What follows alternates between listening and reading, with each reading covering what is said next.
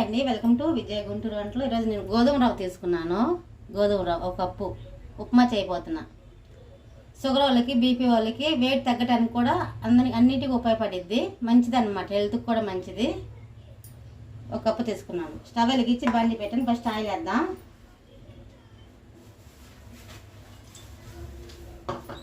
పల్లీలు చిన్న కప్పుకు ఒక కప్పు తీసుకున్నాను. పల్లీలు వేసుకుంటే మనం తినేటప్పుడు తగులుతూ ఉండిద్ది కదా, చాలా టేస్టీగా బాగుండిద్ది అనమాట. ఫస్ట్ పల్లీలు వేపుకుందాం. దోరగా వేపుకోవాలి. పల్లీలు బ్రౌన్ కలర్ వచ్చేలాగా వేపుకోవాలి, పచ్చిగా ఉండకూడదు. పల్లీలు కూడా వేగిపోయింది చూడండి, ఇలాగ వేపుకోవాలి. బ్రౌన్ కలర్ వచ్చేలాగా వేపుకుంటే చాలా టేస్టీగా ఉండేది ఉప్మాలోకి. ఒక బౌల్లో తీసుకుందాం.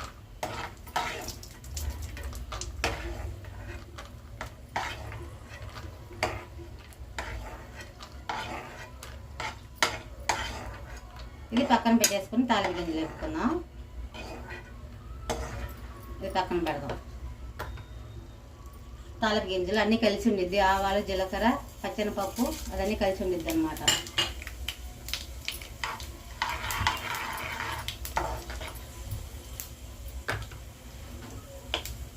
పెద్ద ఉల్లిపాయ ఒకటి ఇలాగ సన్నగా కట్ చేశాను. 2 రెబ్బల కరివేపాకు, 2 పచ్చిమిర్చి. కాస్త తాలింపు గింజలు చిట్టుపట్లాడిన తర్వాత వేపుకోవాలి.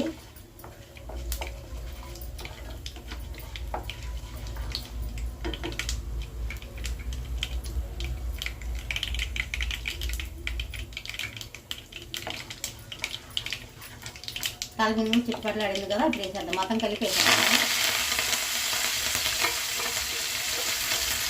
ఉల్లిపాయలు కూడా బ్రౌన్ కలర్ వచ్చేలాగా వేపుకోవాలి.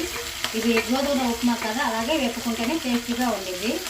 నార్మల్ బొంబాయి రవ్వ అయితే ఇంకా ఉల్లిపాయలు వేగా అవసరం లేదు, కొంచెం లైట్గా వేపుకున్నా సరిపోతుంది. ఇది మాత్రం బాగా వేగాలి.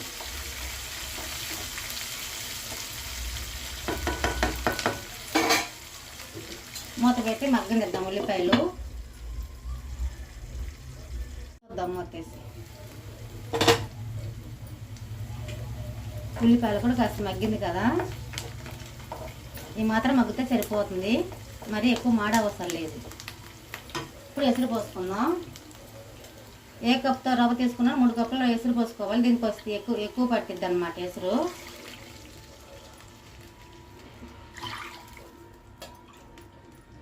గోధుమ రవ్వ కదా, ఎసురు ఎక్కువ పట్టిద్ది.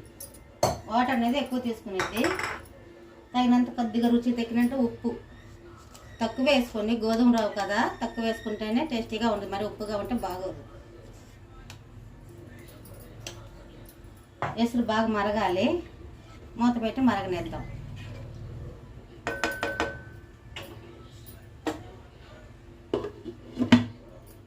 బాగా తెల్లాలి ఎసురు.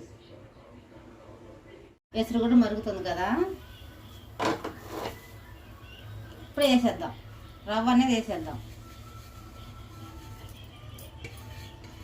బాగా ఉడకాలండి. ఇది ఎక్కువ టైం తీసుకునేది, కొద్దిగా బాగా ఉడకాలి. గోధుమ రవ్వ అనేది కొంచెం టైం ఎక్కువ తీసుకునేది, కానీ టేస్ట్ మాత్రం బాగుండిద్ది. మన పల్లీల చట్నీ అయినా సరే, పుట్నాల పప్పు చట్నీ అయినా, కారపొడి దేంట్లోనా తినేయచ్చు. షుగర్ అనేది కొంచెం కంట్రోల్ ఉండిద్ది అనమాట. గోధుమ రవ్వ ఉప్మా చాలా మంచిది షుగర్ వాళ్ళకి.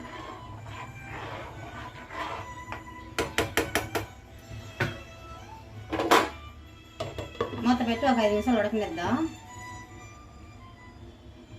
5 నిమిషాలు అయిందిగా, మూత తీసుకుంటాం.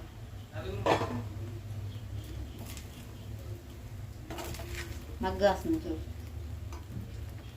ఇప్పుడు పల్లీలు వేపుకున్నాం కదా, వేసేద్దాం. అలాగే కాస్త నెయ్యి కూడా వేద్దాం. నెయ్యి వేయటంలో ఇంకా టేస్ట్ బాగుండిద్ది. ఒక 2 స్పూన్లు నెయ్యి వేస్తున్నా.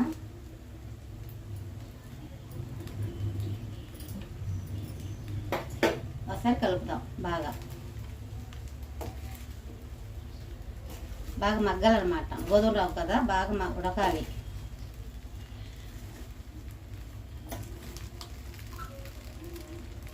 పొడి పొడిగా వచ్చింది చూసారా, కరెక్ట్ కొలత.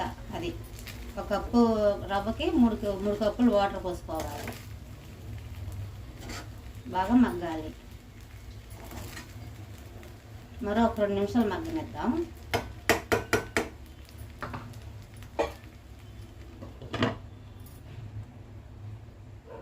చూద్దాం 2 నిమిషాలు అయిందిగా.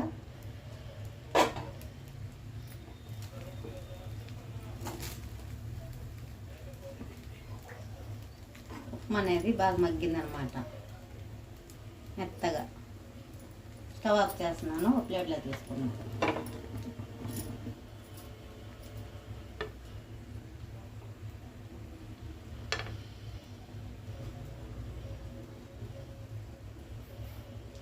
చల్లారితే కొంచెం పొడి పొడిగా ఉండిద్ది అనమాట. వేడి మీద కదా కాస్త ముద్దలాగా ఉండి, చల్లారితే మాత్రం పొడి పొడిగా వచ్చింది.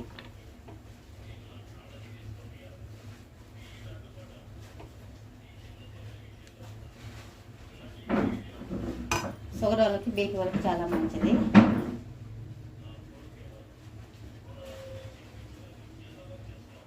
పైనుంచి కొంచెం కొత్తిమీర. ఇంతేనండి వీడియో. చూడండి ఎలా కనిపిస్తుంది, కలర్ఫుల్ కనిపిస్తుంది కదా.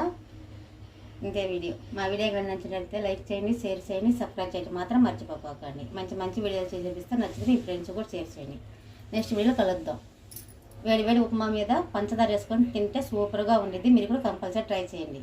బీపీ వాళ్ళకి, షుగర్ వాళ్ళకి చాలా మంచిది. బీపీ అనేది కంట్రోల్ ఉండేది, షుగర్ కంట్రోల్ ఉండేది. నెక్స్ట్ వీడియో కలుద్దాం.